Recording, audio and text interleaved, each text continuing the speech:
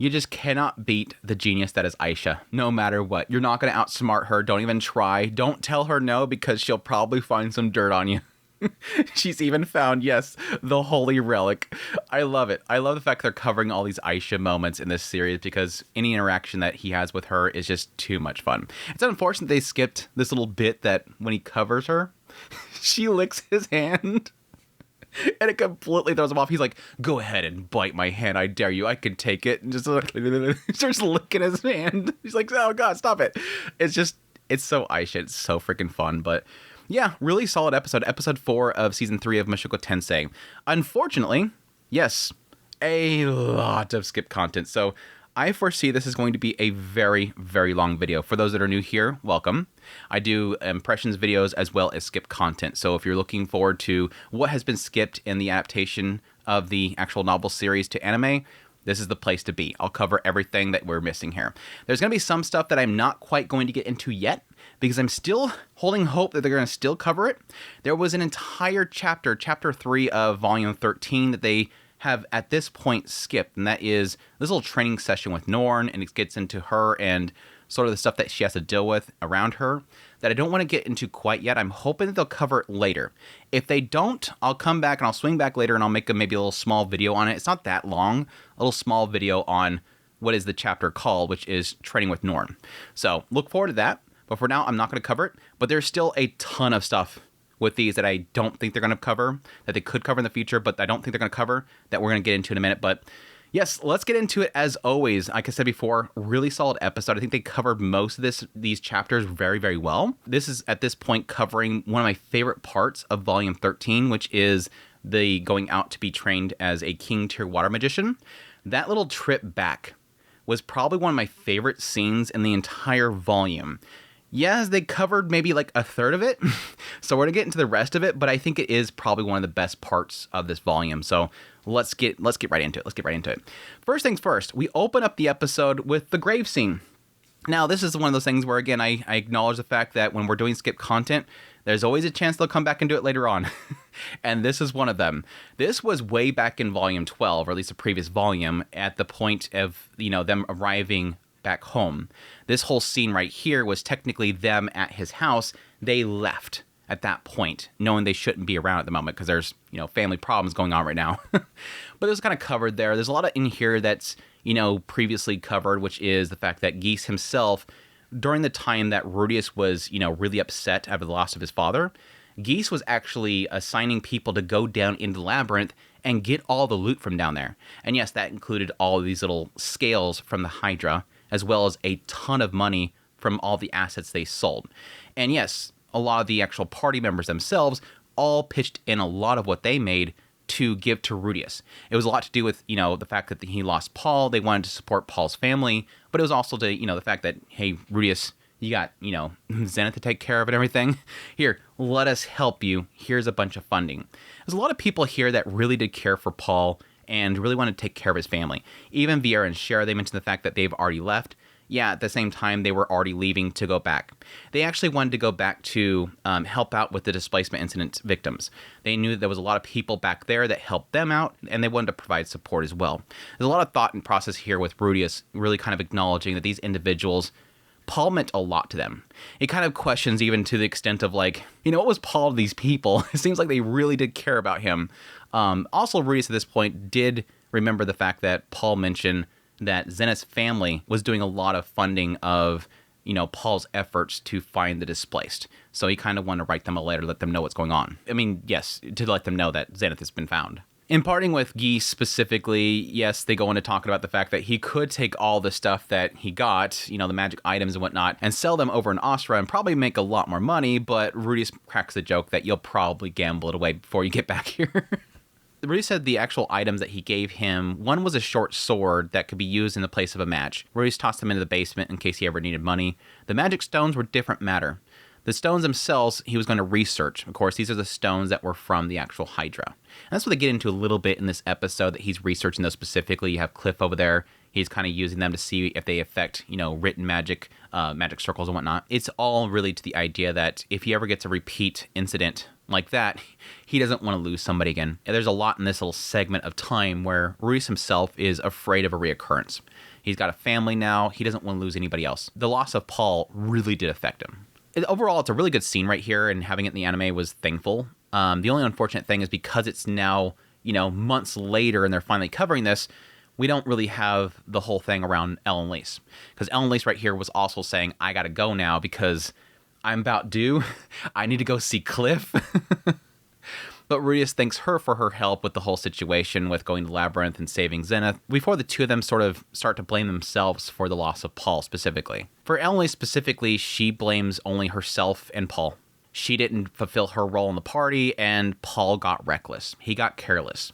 We all know where Ellen Lace is coming here. There's obviously an element here where Ellen Lace is going to blame herself, but I think there's a lot to do with the fact of just trying to keep that blame from Rudeus. Keep Rudeus himself from blaming himself. As we cut over to Aisha in the fields with Zenith, we get a little bit of a recounting of everything that's been going on with Aisha herself. He says that she's been doing well, despite the tragedy that befall their family.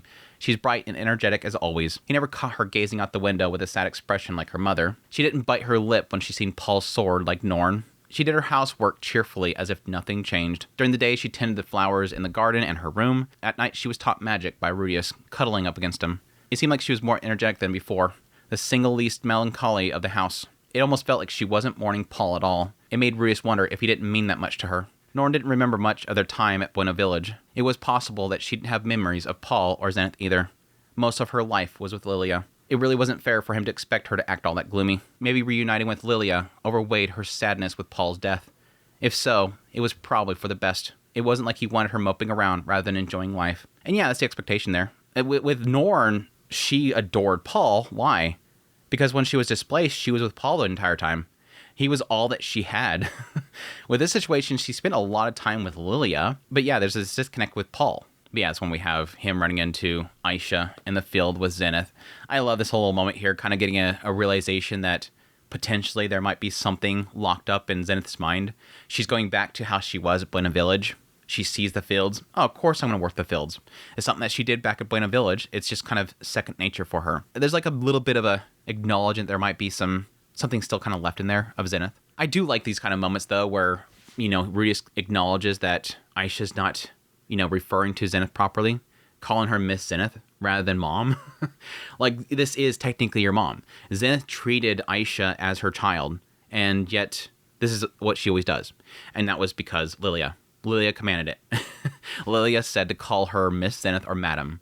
Rudeus thinks to himself, another of Lilia's commandments. She was sure strict about this kind of thing. Aisha didn't seem to think of her as a mother anyhow. Zenith treated her just like one of her own children, but Aisha obviously couldn't remember that. It wasn't a big deal either way. It hurts for me, especially when it comes to Lilia, how Lilia keeps such a distance from everybody, keeps her status as being a maid. It's always troubled me. But yeah, that's when Aisha mentions the fact that she's got something to show Big Brother. I like in Rudeus' mind, he's like, it's a very suggestive line to say that there's something you want to show me. Come to my room later. Where the hell did she learn this from? I don't know. Maybe Lilia. Could be Lilia. I don't know. He's like, she's so shameless about it. He's worried about her future because she's so shameless about things like this. Maybe I should have that talk with her at some point. But I think that you mentioned that Lilia has had that talk with her already. But coming from Lilia, it's probably all nonsense. Because yeah, Lilia has always been sort of grooming Aisha to do exactly what she did with Paul, to fit in there as the maid and give love to the master. It's like, yeah, you can't trust whatever Lilia tells her. But anyways, when he gets up to her room, you notice it in the anime. He kind of looks over and there's something on the counter. In the novel, he noticed that there's a stuffed toy on her bed. Light brown hair, a robe, staff in hand, maybe a magician. He's so clueless. They didn't sell toys like this in the city, so maybe she brought it from a traveling peddler. With Zenobia not having anything like this, it must be a rare find. Or maybe she made it herself. Surely not. Surely not. That's when he goes to look around the rest of the room. He knows that compared to Norn's room, it's much more what he would expect from a girl's room, having potted plants and stuff like that. He looks inside the closet, finds 3 full maid outfits, even though they're kind of a little bit of patching done to them to keep them working, knowing that, yeah, eventually she's probably going to grow out of it.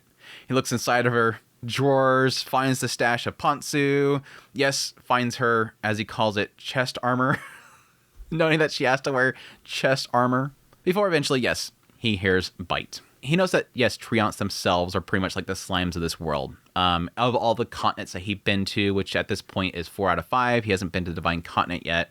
Out of 4 out of 5 of the continents that he's been to, they all have some form of Treant. Most were largely made of wood, but not all look like trees. Stone Treants resembled lumpy tomatoes, cactus Treants looked like spiky green plants, and he also heard that elder Treants were capable of using water magic. As he's observing the plant, that's when Aisha walks in, and she's upset the fact that you found it before I could show it to you. I wanted to show it to you first. She notes that it was grown from a pack of seeds that she got from Asura, which were the Vaterus seeds. Which, yes, Rudeus recognizes those plants specifically being sort of a key ingredients for those powerful aphrodisiacs. Yes, the one that Luke gave to Sylphie to get Rudeus going. the drug that she had to give Rudeus to get him going. Which that, yes, technically turned into a big joke that I made when I was covering this in the novel, is that, yes, now we have this little Treant that is made from it's basically, it's going to be making the Luke juice, basically. This Treant is going to start producing Luke juice ingredients. So you're going to have probably Aisha at some point make some of those aphrodisiacs, which she's a genius. She might be able to pull it off. They unfortunately lost the process to make them, but, I mean, Aisha's a genius. But yeah, she's been basically taking them and, planting them out there so that they will eventually grow big enough. Then she puts them into pots again. She's been doing an experiment with different sorts of soil and water. Yes, with this one, she seemed to have used a little bit of bath water. We're just going to have, it's going to be infused with Sylphie, Aisha, and maybe Nanahoshi's sweat. That's why it's going to grow tentacles. No, that's stupid. Definitely can't be it.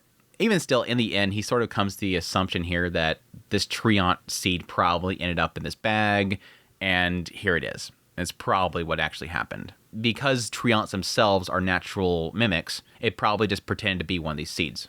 To which, yes, Rudeus decides that he's going to burn it. Destroy the thing. And Aisha employs all of her methods. I love how they kind of pull this off, having her come up there and do the little puppy eyes. He's like, where the hell does she learn this? Where the hell did she learn to do these little puppy eyes and everything? His problem is, of course, again, that Treants disguise themselves and attack travelers. But he knew that some monsters were domesticated. Dilla was a creature used to travel and not thought of as a monster. People generally call them beasts. Nothing separated them from monsters other than the fact of their temperament. It wasn't that threatening, and Dillo could do more damage if he wanted to, but Dillo was domesticated by a professional beast trainer. They're not professional trainers. They can't train it. His fear is literally that the thing is going to strangle her in her sleep. To which, yes, Aisha decides to employ her secret weapon. Blackmail. I have to deploy my trump card. I know about your little secret downstairs.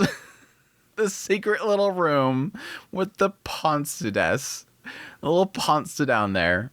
Rudeus thought to himself, everyone has a part of themselves they wanted to keep private. In this case, it was his altar. The place he only visited at night to offer prayer while others slumbered. His goddess was now physically at his house, but that didn't make the ritual any less meaningful. Faith has value in and of itself. The act of prayer calms us and centers us, helping us live each day to the fullest. Keeping up this routine for years now, it was a part of his life. What would happen if they discovered this? What would Roxy and Sylphie think? Lilia would understand, but what about Norn? Norn would probably react with open disgust. The outcome would likely be the destruction of his altar. And with that, a crucial part of his daily routine. It is so funny, the idea that, yes, Roxy is technically there now, but he still performs this ritual. It's a funny thing, but it's actual reality. Rudeus has made, because he was in this very dark place, he has made that, the worship of this relic, his religion. It has been burned in his brain that this thing is his religion. And so if he doesn't do this ritual, he doesn't calm himself. That was the whole thing after Edis left him. That was the whole thing about that. He made an altar for it, and he prayed to it, and it's what calmed him. He was seeking death when he went up there. That was like that whole thing with the bears. He was nearly going to die, and then it finally dawned on him. He finally grabbed the relic in his pocket, and he remembered Roxy and all the stuff that she did for him, and got him out of his house, and he realized that he was about to sacrifice what she helped create, a life outside of the house. And so, again, that became a ritual for him. And to lose that routine is going to break him, even though he has Roxy in his house. It's such a weird, odd thing about Rudeus. Anyways, yes, She pulls that card. Eventually, Roxy walks in, says that she forgot something. He's like, classic Roxy, the forgetful little professor. How cute. Wait, I gotta stay focused. And yeah, Roxy pretty much brings up the most important thing here. Yeah, we had those back at my home. They protected the fields. You can have Treants domesticated. It's perfectly fine, Rudeus. But yeah, again, like I hear, unfortunate they skipped this whole thing here, but while Rudeus is holding Aisha's mouth, he goes, she starts licking his hand. He's like, don't, stop licking my hand. Stop it. It's a goofy little segment here, and having Aisha like completely rush to Roxy. Thank you so much, Roxy. And I like how immediately she realizes what's happening here. Like, she's not falling for it. Like some cutesy Aisha gonna jump on him and go, oh, yay, she finally accepts me. No, Roxy's like, wait, what does this mean? What does this mean? But that all comes down to the verdict. Rudeus decides to keep Byt. Byt. Yeah, Byt. The baby Treant became the second pet of the house. Rudeus established many rules. The important ones were, if it hurt anyone, he'd get rid of it. Aisha needed to thoroughly train it to not attack anyone. Aisha had to explain to everyone what kind of plant it was. And Aisha wasn't going to let it near any babies. She accepted all of these while Rudeus went into lecture mode, nodding in agreement without so much of a scowl. Rudeus ended up naming it Byt, picking letters from baby Treant. Hopefully he'd be a trustworthy, helpful member of the family. Rudeus already pictured it defending the rice crops from predators. But yeah, I think this scene overall in the anime, they covered it really well. I love seeing, Aisha's mischievousness. I think they pulled it off well. I get a whole moment where she does a whole paw thing, and then he won't accept it. She's like, oh, okay. Well, let me tell you about something. And Rudeus' face, shock face, no. I think they pulled it off really well. But anyways, now it's time to get into a lot of skip content. Yes, here we go. We get into Chapter 5, Paternal Dignity. We get a brief moment of Rudeus with Lucy in the anime, but there's a lot of stuff covered in this moment, especially the fact that there's another person in the room. Yes, Sudan. Yes, from Counter Arrow. But first things first, though, there's a bit in here where it gets into Rudeus' mindset when it comes to raising Lucy, what he sort of wants to be as a father. During a course of 3 months, he decides to spend a lot of his time mooning over Lucy, looking over her in his spare time. She was his first and only child, so it was natural to adore her. He spent many days watching over her angelic, chubby-cheeked face. It put a goofy grin on his face. He was technically the head of the household and didn't exactly exude his authority. He wanted to act like a relatively dignified fashion around his wives and his sisters. With him spending too much time cooing over his baby like an idiot, surely their opinion of him would be affected. For this reason, he intended to be a stern father, tough but fair. Paul probably had his similar thoughts looking down at him as a baby. A father should inspire awe in his children, an example to them, a goal to reach. At one point, Rudeus thought of Paul as pitiful or even pathetic, but now he knew better. He had been a magnificent father. Had flaws, yes, plenty of them, but wonderful nonetheless. Rudeus had no right to criticize his faithlessness as a husband. It was best to focus on the positives. Rudeus wanted to follow in his footsteps. With Sylphie gone today, Rudeus had to step up to the plate. Seeing Lucy fussing, he made noises and called out to her until she laughed. She was so cute, wondering if there was anything more adorable than this baby smile. His wife gave birth to a little angel by mistake. Realizing that he got sidetracked, he wanted to be stern and dignified. Rudeus felt the ideal father was to be close enough to his children to be caring, but distant enough to guide them forward. Normally, he would be gentle with his kid. When necessary, however, he shouldn't hesitate to give firm scolding. When they needed support, they should always step up to the plate for them. That was the ideal father as he saw it. It sort of sounded like he was describing his impression of Paul. Was he the ideal, perfect dad then? Aww. He didn't want his children to think of him as pathetic, to be honest. Then again, it was partially Paul's weakness that endeared Rudeus to him. Yeah, I think there's a lot to do with the fact that Paul had flaws, and that sort of made what Rudeus sort of connected to. He gained a lot of lessons from his example. Paul may have looked pitiful sometimes. He was always a wonderful dad to Norn. She adored him. He figured love and compassion to be the most important. Again, a lot of little nice insight into Rudeus and what he thinks should be an ideal father. And of course, yes, a lot of that connecting to Paul. It's one of those things where I think he doesn't really realize how important Paul was in his life until he's lost him. And now he's realizing, oh, I'm actually acting a lot like Paul. Yes, he's a dirtbag and he made a lot of mistakes. And I thought he was really pathetic a lot. But I kind of feel like these core values sort of are from him. He, in the end, was a good father. But yes, when we have the interruption by a certain Suzanne. Suzanne chimes in. It notes that Suzanne, of course, was from Counter Arrow, the party that Rudeus was a part of. Apparently, after they went separate ways, Suzanne had married Timothy, the leader of the party. They moved back together since Soraya was Timothy's hometown. They had 2 children together, and unfortunately, the third was premature and died soon after. Her body was still producing milk despite its passing, so she decided to sell her services as a wet nurse. Rudeus even went by to say hello to Timothy, and the man hadn't changed at all. But according to Suzanne, Rudeus had changed a lot. Back when they were adventuring together, he would never insult a woman's husband in front of her. Which was true. He didn't want to offend anyone if he could avoid it. But he wasn't walking on eggshells these days. A lot had happened since then. Yeah, it's sort of drawing a little comparison here to the time that Rudeus was spending with Suzanne. The fact that, again, he just had all that happen with Edis. He was very closed off. He was always, keeping himself closed up. Again, that's what set off Soldat. That's literally what set off Soldat, was the fact that he kept to himself and huddling away and kind of moping around. It's what pissed him off so much.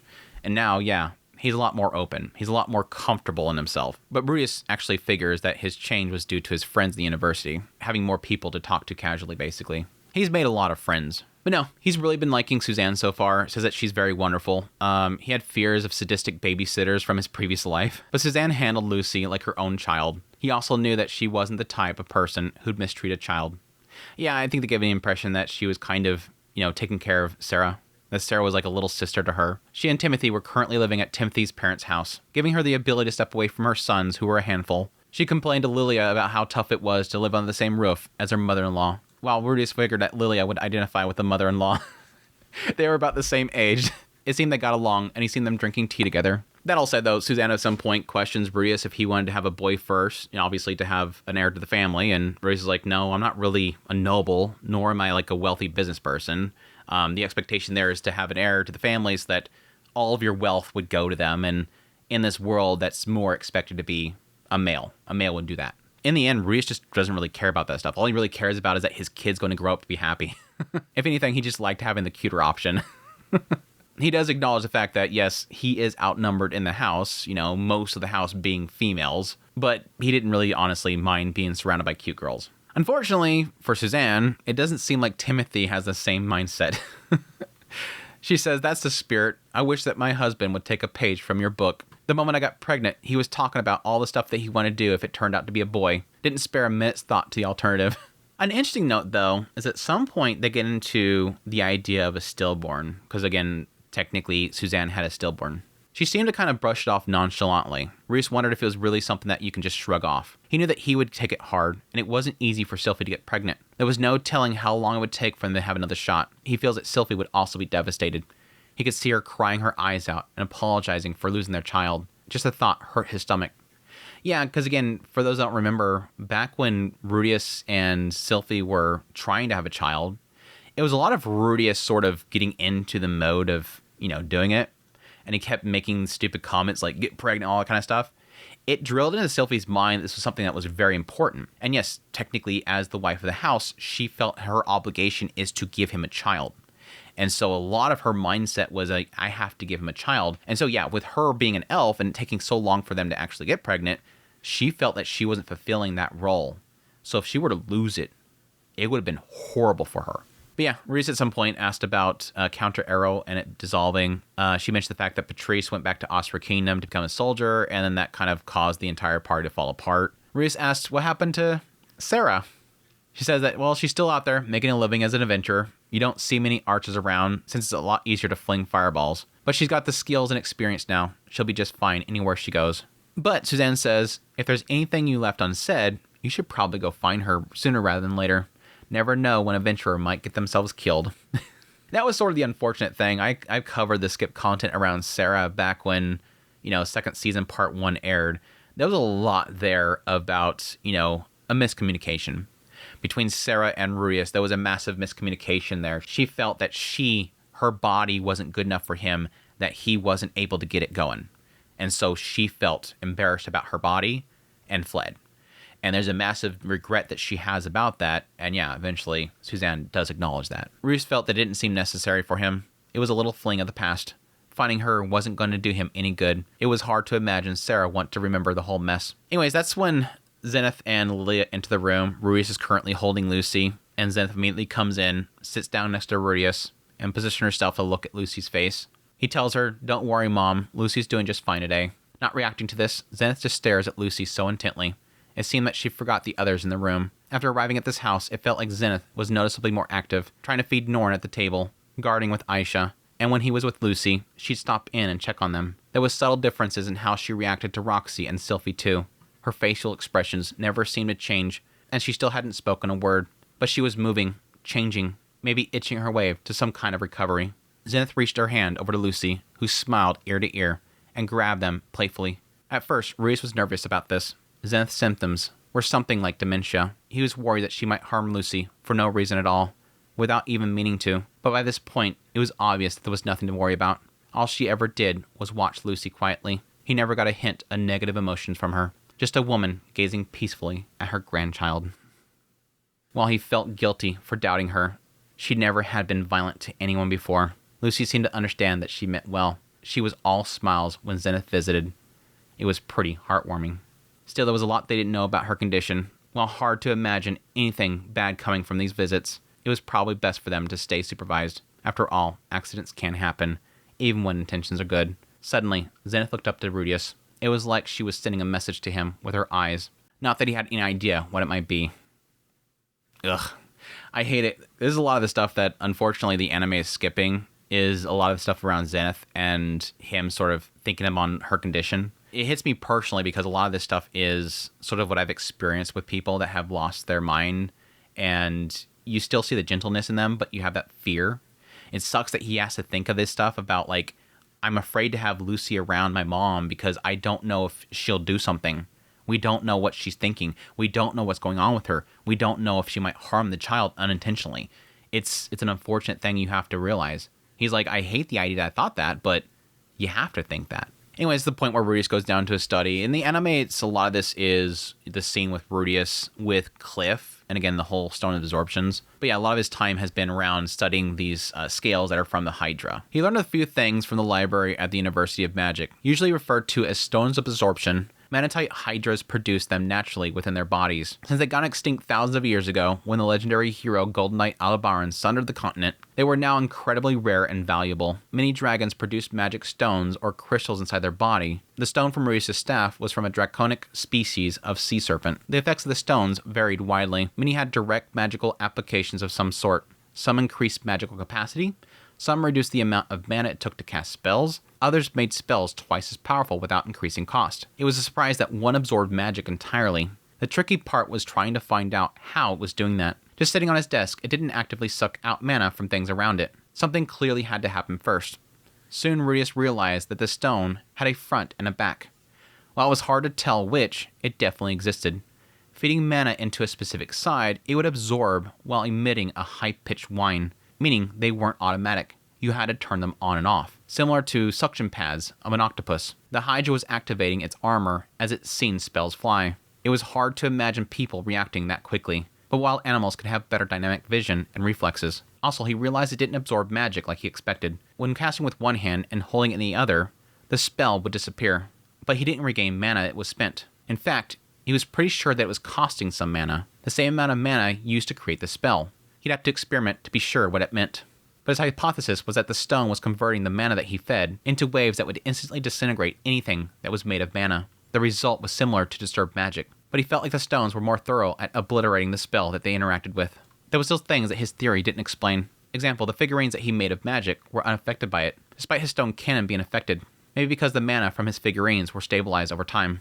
There wasn't much point going down rabbit holes though. He didn't even have a good grasp about what mana really was. Rather than looking for an explanation, he wanted to focus on what he could do with them, and how he could counter them in the future. His focus turned to see if the stones could destroy things that disturbed magic couldn't, like magic circles for example. Cliff helped him out with this, and as he hoped, he destroyed both the barrier spell and the magic circle that was used to cast it. The design of the whole scroll was unaffected, but as long as the spell was in active use, the stone could erase the circle itself. They weren't, however, able to affect the magic circle inside of a magical implement, maybe because it was carved into the implement itself, rather than being drawn on its surface. That made sense, as their battle with the Hydra, it didn't deactivate the magic circle in the lair, despite thrashing around. Yeah, because technically the magic circle that was there, they were using to teleport, it was actually etched in. In any case, the scales couldn't destroy everything of magic nature, but they were effective enough to deal with most threats, he might encounter. With one in his back pocket, he can break himself out of a trap. Ideally, he'd rather avoid getting into him in the first place, but it was a nice insurance policy. He was thinking about how he can incorporate one of the stones into his prosthetic hand somewhere, maybe in the palm. It would be tricky to both activate the stone and cast, but hopefully he can get the hang of it with practice. The stuff with the stone absorption is very interesting. Again, a lot of it has to do with the fact that, again, he had this failure in fighting the Hydra, and now he wants to do everything he can to prepare for the next fight. It's really a lot as to how I can counter this. Just like with Orsted. When Orsted beat him, why he beat him? One of the reasons because he used Disturbed Magic. So Rudeus wanted to learn how to overcome Disturbed Magic. It wasn't really to learn how to use Disturbed Magic, it was to overcome it. Here's the same thing. I got hit with this, how do I overcome it? And in the end, it does turn into, yes, how can I incorporate this as well? But yeah, it functions very interestingly. The fact that he has to feed mana into one side of it to activate it to dispel something in front of it. So a lot of stuff to keep in mind. Yeah, this is the point where Zenobia and Julie show up. Julie's got her figurine that's finally done. She's super proud of it. Yeah, they kind of have, like in the anime, Zenobia's kind of yapping on about what he's been working on. You don't really get a sense of what he's saying because it's being kind of drowned out. But yeah, Zenobia has been making progress on his research with the automaton, his prosthesis being a product of his efforts. It seemed that the automaton's legs and its feet worked similar to the arms and hands, and Rudeus was helping them make prototypes this time. Zenobia drew up the plans, Rudeus created the model with his magic, and then Cliff inscribed the magic circles. So like actually a process here with the actual legs themselves and these different layers of the actual magic circles underneath them. It took nearly a month to make a single leg. That's crazy. Someday they would hopefully sell them alongside their artificial hands, but they were far from mass producing them. With the limbs out of the way, Zenobia was investigating the body. This involved locating the fine seams between its sections, and then carefully cutting them apart and studying the innards. Inside the center of the chest, he found a magic stone, a pretty red crystalline thing of an unusual size. Upon studying it, Zenobia realized that it wasn't a single stone, rather a combination of numerous smaller stones, each covered in tiny magic circles. This clearly being the core, if they could decipher the patterns, they could theoretically make the same thing. Then their dreams of a robo-maid could become reality. Unfortunately, Zenobia was struggling with the new challenge. The circles were unbelievably strange and complex. Additionally, the patterns were full of scratches and ancient writings, notes, warnings, passages from obscure books, and preliminary, scratched-out designs. Basically, it was clear that the creator had still been perfecting the design as it was built. It seemed the masterpiece they found was in fact a failure or prototype. There was no telling what its creator was actually going for. Making sense of it was the biggest challenge, but Zenobia was undaunted. He seemed determined to carry out his life's mission. And he had Rudy, some moral support. But yeah, that's when we have Julie come forward with her little figurine. She's doing really good, though. And yeah, Rudeus himself even acknowledges what Zenobia says here in the anime. Yeah, this thing looks like it's even better than mine. Like, he's looking badass. This figurine, he's looking badass. Yeah, he knows the fact that Norn seen these figurines and said that she wanted one. Even Julie got to run into Norn, and Norn was thanking her for her work. Yes, again, a reminder here that both Norn and, Julie is working on the same project. Julie over here, while building her mana, is creating these reserved figurines that she's going to mass produce, and they're going to go with these books that Norn is currently writing. Which, yes, it does get into specifically the book, that Norn has finished it. The book was short and a bit clumsy and awkward. It covered one part of Reserve's life, the story of the cursed spears, beginning with Reserve's loyal service to his lord and ending with his revenge. Even with its flaws, she managed to capture Reserve's pride, grief, and boldness. With careful editing, Rudeus was confident that it could sell as a children's book. In order to test his theory, he read it to Julie, who loved it. She made him read it 3 times in a row. He'd probably keep going if it weren't for Ginger intervening. It seemed that nobody ever read Julie's stories like this when she was little. Perhaps a cultural thing. Dwarves apparently had traditional fairy tales of some kind, but maybe they didn't like writing books for children. Or maybe their parents were too busy to spend time entertaining her. Not that it mattered either way. Since Julie enjoyed the book, he planned to introduce her to Norn. But it seemed they beat him to it. Norn had probably been embarrassed that she had a fan already. But it was nice to hear they hit it off. The superb PR campaign was making good progress. With training and research going well, Rudeus felt good about how he was using his time. Any more on his plate, he'd probably overload himself. He thought it was optimal to focus on a single specific thing that he specialized in. And this is where we get into the anime, where it does feel like a lot of this stuff is kind of overwhelming him. And again, a lot of it has to do with the fact that he's trying to do things better. He's trying to get more stronger. He's got a lot of, regrets that he has with Paul and everything. But again, there's this kind of realization moment that he's got to kind of chill out. He's got to slow down. He was keeping up his routine, learning, training, researching, and making lots of friends. Compared to his last try of life, he put a lot more effort, and he was getting a lot more out of it every day. It was fair to say that he was doing a good job so far, by his standards at least. There was no need to rush things. If he pushed himself too hard, he'd break down physically or mentally. Haste might also make him careless too. He didn't want a blunder like another disaster, like he had with the Hydra. He'd move at his own pace, one step at a time. And that's when he comes up with his next step in life, which is, yes, to have Roxy teach him king tier water magic.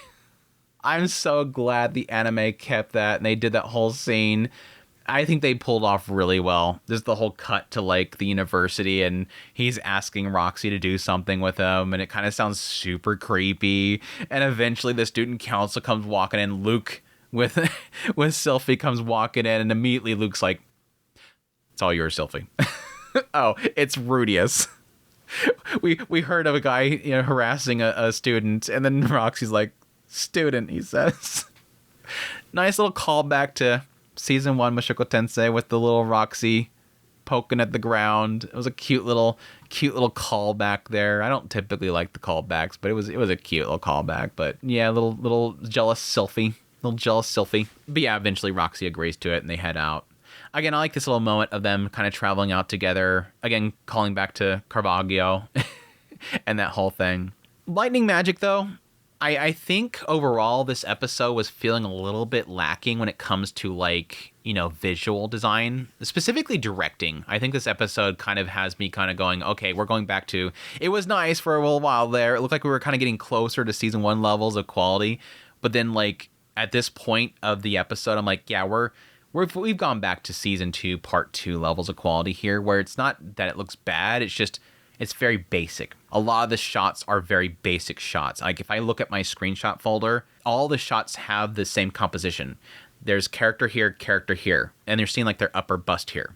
That's every single shot is character, or way character. There's not a creative use of the scene composition and the direction of the perspective shot and everything like that. This was where it finally okay, cool, we got another good shot right here. I think they did well with Roxy. It wasn't great. It wasn't great with the animation and whatnot. Rudeus, when he went up and did it, that looked really good. They did some really good animation with him specifically. But yeah, when she goes up there, Rudeus notes a couple things. The fact that, yes, she seems to be taking her time to do this. And yes, it notes that she can only do this once. She only has so much mana that she can only do this once.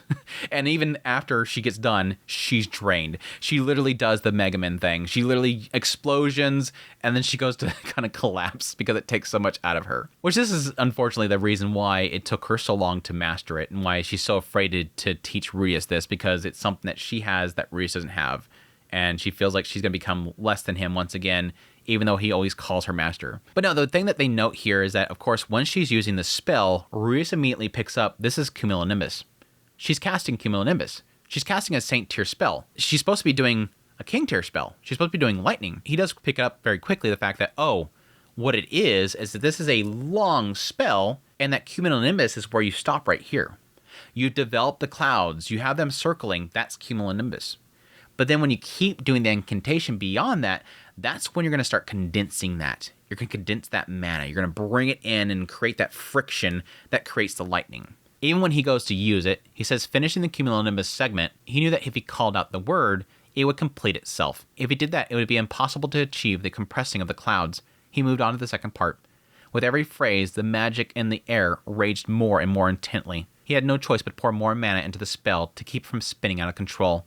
He was forcing the clouds to compress, squeezing them together with all of his might. The spell demanded power, raw brute power. He'd never casted anything that demanded such ferocious force before. No, that wasn't entirely true.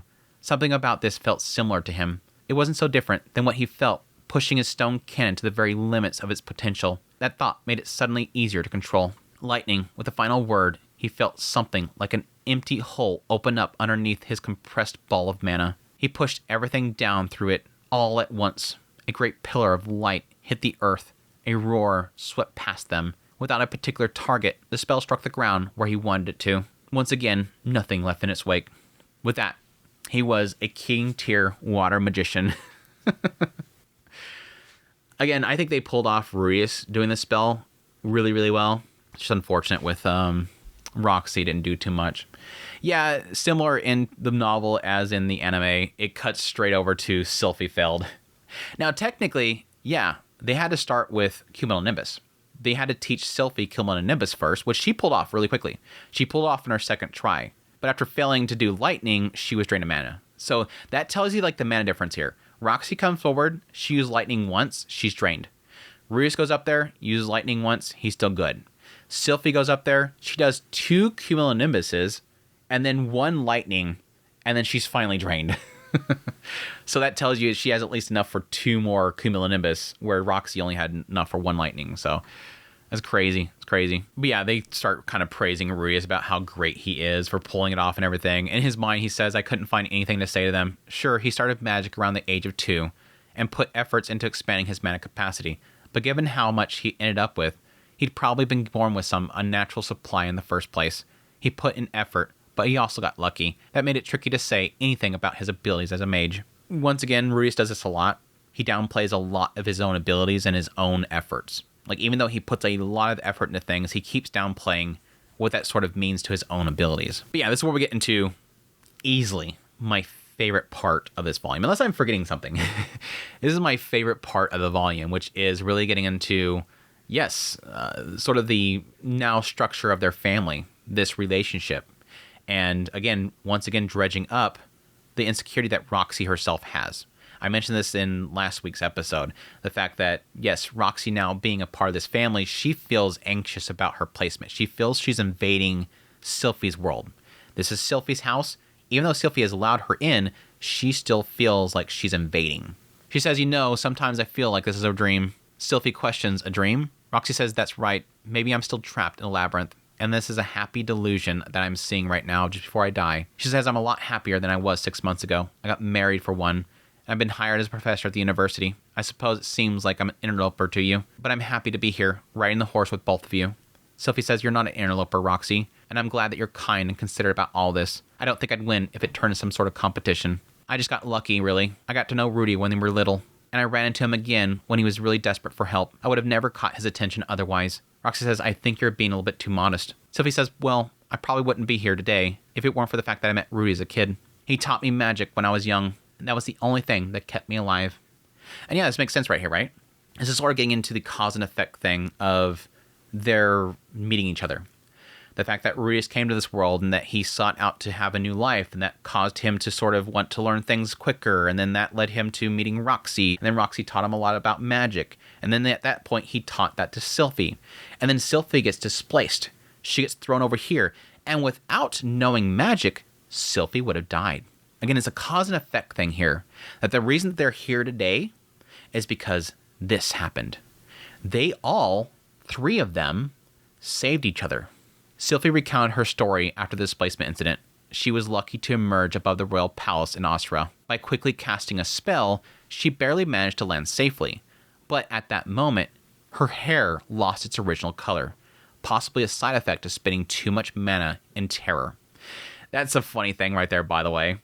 Some people told me back when I watched that 0 episode of season 2, people were telling me don't watch that segment because it spoils this right here.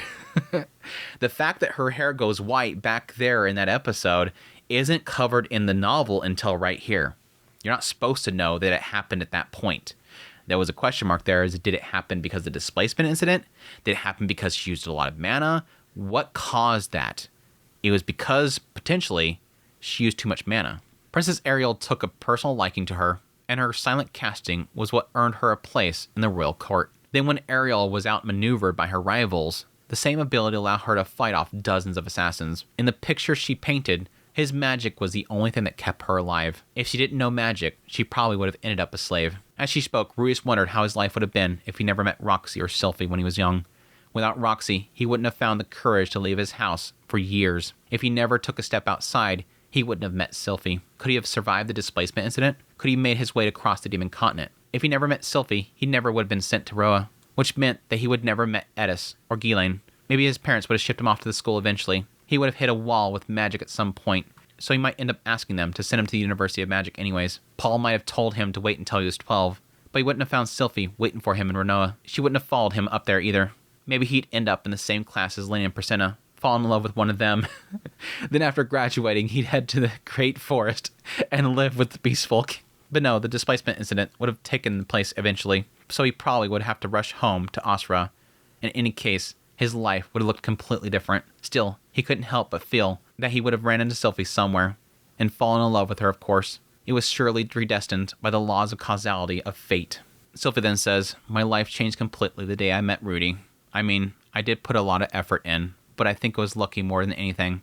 So when I see someone like you, who changed Rudy's life for the better, and I know that both of you love each other, well, I don't really want him to lose that just because I'm around, I guess. I probably don't have the right to object when I just got here first. Sorry, I don't know how to put this." That's a good point to make there. That's really, again, a sort of an answer to a lot of people as to why Sylphie accepts Roxy. I know how much you care for each other, and I don't want to rob Rudy of that. So I'm not, just because I'm here first, I don't want to stop this from happening. Rudeus recognized the fact that back in his old world, choosing Roxy would mean losing Sylphie. It could be the same here if not for Sylphie's decision to forgive him. The one lucky person here was him. But yeah, after that, they head on home. Again, exactly why I love this chapter so much. I just absolutely love this insight into why Sylphie made that decision. Again, back there when she accepted Roxy, there was that explanation of, I seen love. I accepted Roxy in because I can see that she was in love. I'll let anybody into this relationship. I'll let anybody in. Again, this is a world where you can have multiple wives. It's just that Sylphie won't let it unless I see that love. Anyways, that's pretty much the chapter. That's pretty much the chapter. There's a little bit after this that gets into what Rudeus sort of thinks about when it comes to the spell lightning. But I'm thinking they're going to have to cover that later, so I'm not going to cover that quite yet. But that's the episode. Again, a very little beautiful scene here with Rudy, Sylphie, and Roxy. Again, I love to see this little bit of insight into their relationship and why it's allowed. Again, the main key thing there is that a lot of people have trouble with, even though, again, this is a harem like any other harem anime, a lot of people have a lot of difficulty with accepting this relationship because of how, like, grounded this story is. And the significance here of Rudy himself giving to himself to be faithful. But there's a reason why Sylphie accepts Roxy. And there's a reason why the three of them kind of work so well with each other and they support each other so well, is because they sort of have been the reason why each one of them has survived. Sylphie would not be alive if it weren't for what Roxy taught Rudeus and caused Rudeus to get out there to meet her. With the displacement incident happening eventually, there was like a timer on their lives that they had to be ready. And it just so happens that they did get ready, and a lot of it has to do with Roxy being Rudeus, and Rudeus being Sylphie, that whole thing. But anyways, that is the episode. I think I covered pretty much everything.